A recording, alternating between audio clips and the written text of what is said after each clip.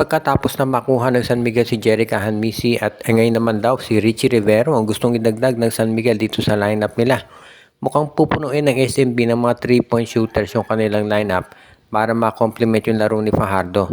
Nakita na ni Coach Leo Austria yung pagbabago dito sa Barangay Ginebra. Kumuha siya ng mga 3-point shooters at ngayon nag-iba na yung laro ng Gene Kings. Hindi na sila puro triangle offense. Kaya ngayon mukhang itong si Coach Leo Austria ganyan din ang gagawin. Papaligiran niya ng mga 3-point scorers itong si Junmar Fajardo para yan naman ang magamit nila. At sigurado na magiging maganda to para dito sa San Miguel Beermen. At itong si Richie Rivero, nakita naman natin na kaya niyang umiscore ng 40 kung kinakailangan. Kaya nga itong San Miguel talagang ready i-offer si Jeron Teng. At pati na rin daw itong si Chris Rosales para dito kay Richie Rivero. Maganda kanalabasan nito para sa San Miguel kung sakasakali at yan ang dahilan kung bakit ngayon ay gusto na itong makuha ng SMB. Alam din naman natin na itong San Miguel Beermen, tiyak yung gagawin nila na paghuhusayin yung team chemistry at build up nila para makita talaga na sila yung magiging ready para dito sa ganitong klaseng laban. Alam naman natin na itong si Richie Rivero madali yung mag-fit sa SMB dahil pwede siyang mag-point guard dyan at pwede rin maging shooting guard. Mahirap tigilan ang kombinasyon ni Richie Rivero at Jerica Hanmisi pag nagsabayan doon sa court dahil sa kanilang 3-point shooting. Kaya nga mukhang yan talaga yung planong gawin nitong si Coach Leo Austria.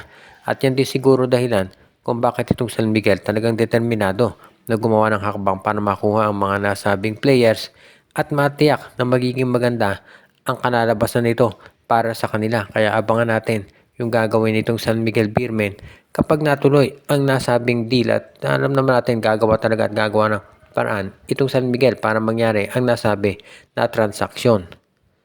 Sa ngayon naman, ang isang team na nagre-ready rin ay itong NLEX Road Warriors at ang kausap naman daw nila ngayon ay ang Converge FiberXers. Mukhang itong NLEX daw ay interesado dito sa pagkuha kay Enoch Valdez at kay Brandon Ramirez.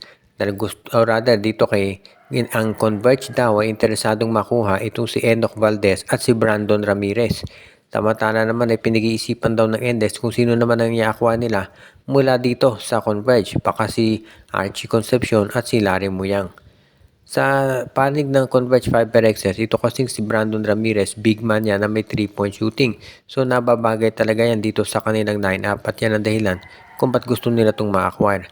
Kaya nga sa tingin ko yan talaga yung magiging first step dito sa gagawin nitong Converge FiberXers para makuha ang nasabing player.